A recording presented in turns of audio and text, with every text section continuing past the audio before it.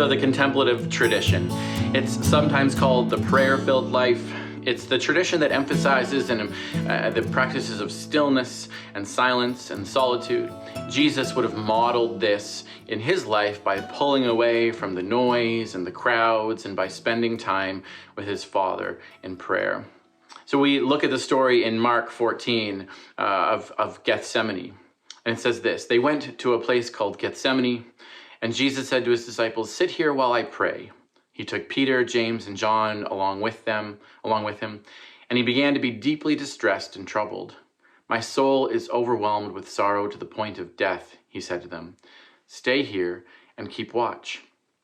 Going a little further, he fell to the ground and prayed that if possible, the hour might pass for him. "Abba, Father," he said, "everything is possible for you. Take this cup from me, yet not what I will, but what you will."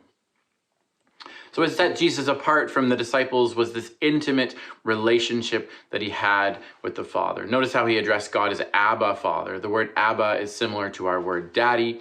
It indicates closeness and love and intimacy, a trusting relationship like that of little children with their parents. And Jesus was not afraid to talk to God, to talk with God, to share his fears and his anguish. And so in the Garden of Gethsemane, at his moment of greatest need, Jesus prayed.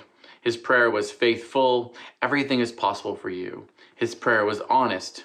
Take this cup from me. And in the end, his prayer expressed a desire to do the will of God. Yet not what I want, but what you want. Jesus was a person of prayer. He prayed regularly. He prayed often. The busier he got, the more he talked with God. Why? Because he knew God. He knew God as Abba, his loving Father, whose main interest was to love, to teach, and to heal his people. Richard Foster says this: put simply, the contemplative life is the steady gaze of the soul upon the God who loves us.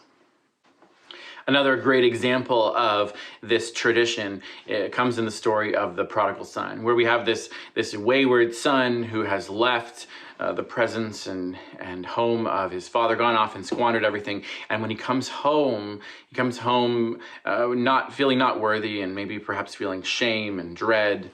And it's the response of the father who wraps his arms around him, who shows compassion and love, that reminds us of this Abba Father relationship, that when we prioritize making space for God, when we quiet the voices of the world, when we carve out time for stillness and solitude and silence to be present with God, the response is not judgment. The response is not finally. The response is not condemnation or shame. The response is that warmth of love and tenderness and compassion that the Father longs to show to us. And so the invitation here is not to look at our lives with the heavy hammer of judgment and note all the ways we've failed, but instead to slowly and incrementally carve out time and space in our lives to be more and more present to the prayer-filled life, the contemplative tradition that Jesus models for us. So, how have you embodied or practiced the contemplative tradition in your life, in your faith journey? And how have you seen Elevation live this tradition out over the years? Questions to consider.